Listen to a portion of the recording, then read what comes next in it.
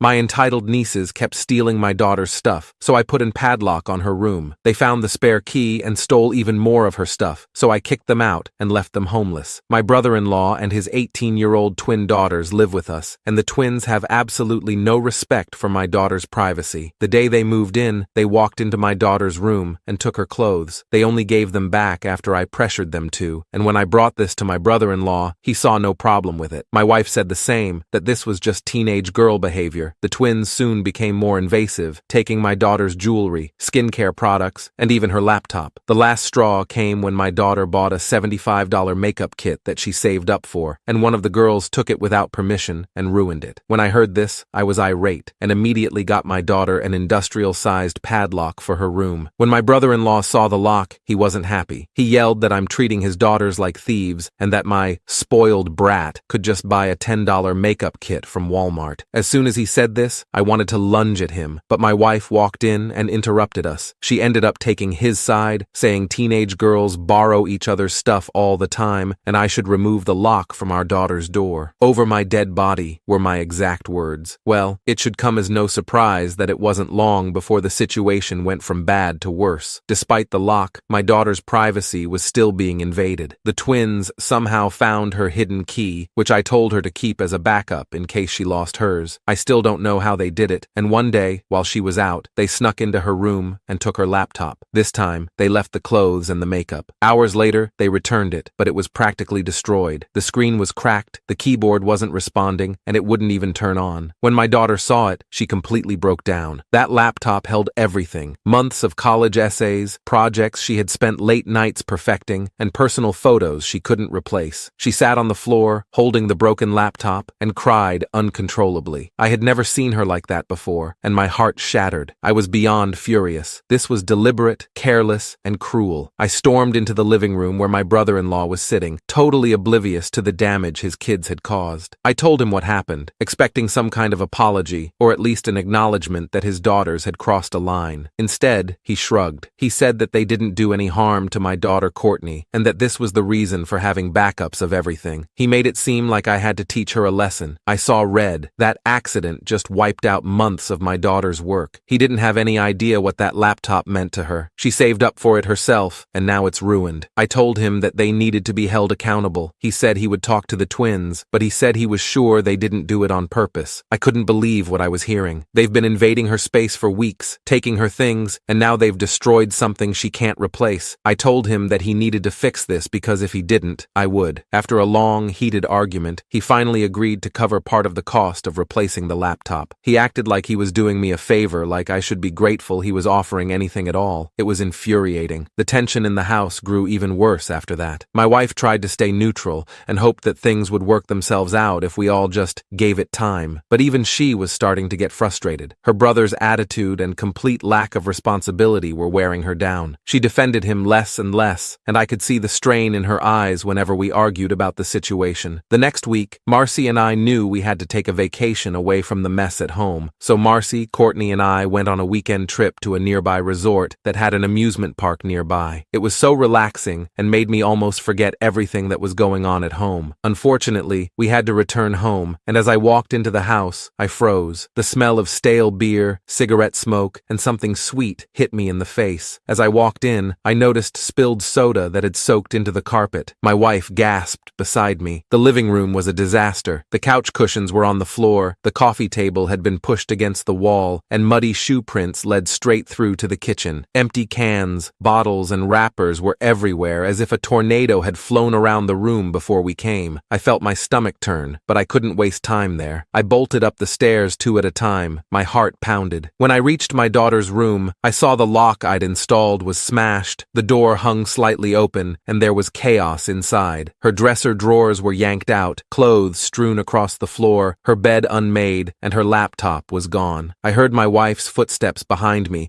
her gasp sharp as she took it all in. "Oh my God," she whispered. She looked at the broken lock, then the mess inside. For a moment, she just stood there, silent. Her hand covered her mouth. She didn't move. Downstairs, the door clicked open, and my brother-in-law strolled in, phone in hand, with a lazy grin on his face. He told us the kids had a bit of a party, and while we were gone, they got carried away. They trashed the place. Her room was destroyed. This is everything to to her. He didn't even look up from his phone and told me to relax. He brought up how we threw worse parties when we were kids. Remember that one in high school? Mom and Dad were out of town, and we had the whole crew over. He smiled at the memory like he was proud of it. We wrecked the house, but we cleaned it up. No problem. Mom never found out. Same thing here. No big deal, he said. My wife looked beyond furious. She reminded him that they cleaned up the mess before their parents got home. This was nothing like it was in high school. He then reassured me that the kids would clean it up. He said we were blowing this way out of proportion. For the first time since they moved in, I saw my wife stand up against her brother. My wife took a step forward towards him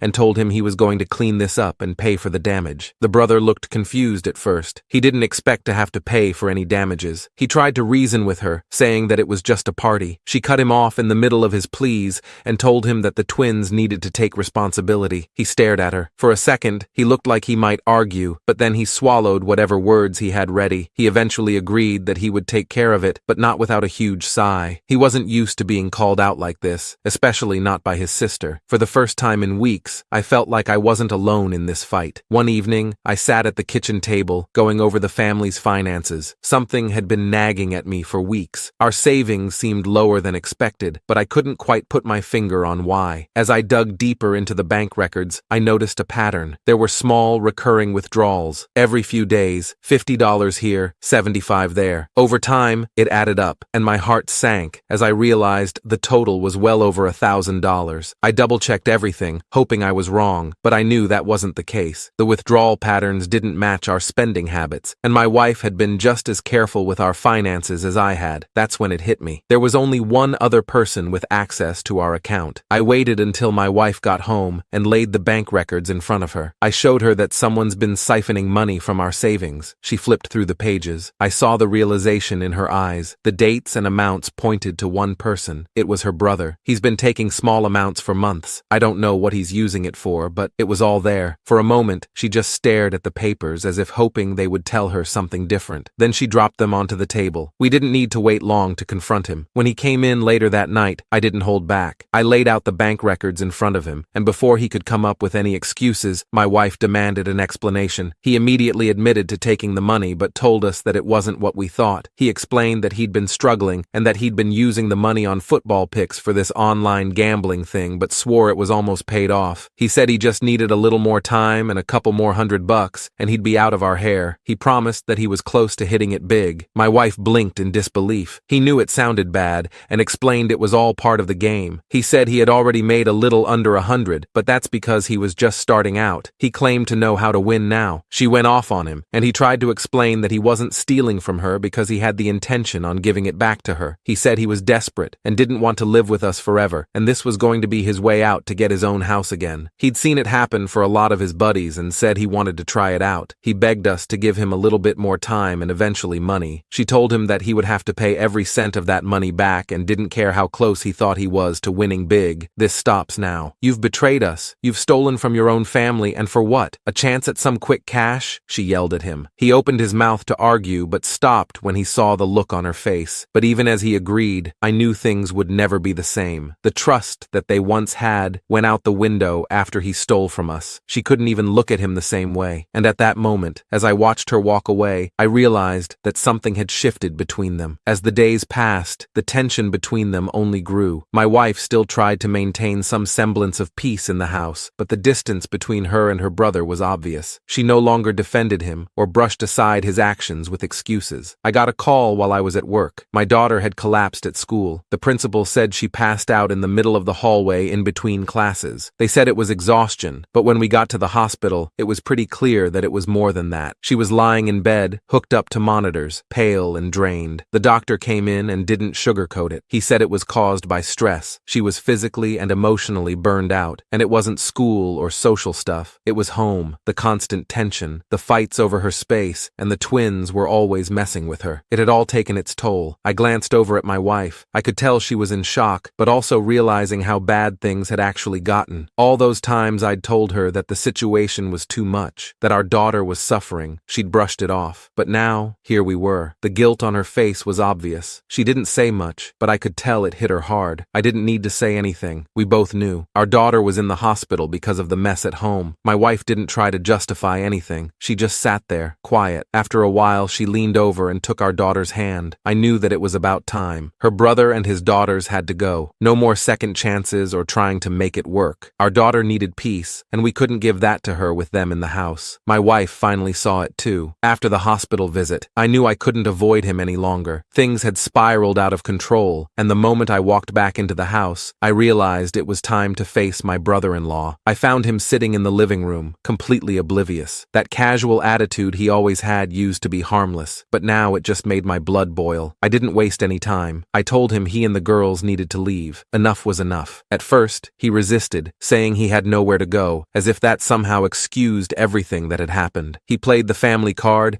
and tried to guilt me into changing my mind, but this time, I didn't budge. My daughter's well-being was at stake, and I wasn't about to sacrifice that for anyone, not even him. The turning point, though, was when my wife stepped in. She'd been stuck in the middle of this whole thing for so long, constantly defending him, brushing off his behavior. But after seeing our daughter in the hospital, something shifted. She backed me up, finally realizing how much harm had been done. I could see the guilt in her face for not stepping in sooner, but now she was firm. She told her brother he had to go. He was stunned. I don't think he ever expected her to side with me, but the situation had reached a breaking point. The tension in the room was heavy, and for a moment, it looked like he was going to argue again. But he saw that we were serious. They packed their things and left, and just like that, the house felt quieter. It felt like a weight had been lifted. Once they were gone, my wife apologized. I could see how much it had been eating at her, and how much she had overlooked for the sake of family. She admitted she should have seen the signs earlier, and should have listened when I raised concerns. But at that moment, I wasn't interested in blame. I just wanted to move forward for all of us. Later that evening, we went back to see our daughter in the hospital. She was still weak, but I could see a change in her. When we told her they were gone, she seemed relieved. It wasn't an easy decision, but it was the right one. After everything we'd been through, my family finally had a chance to breathe again.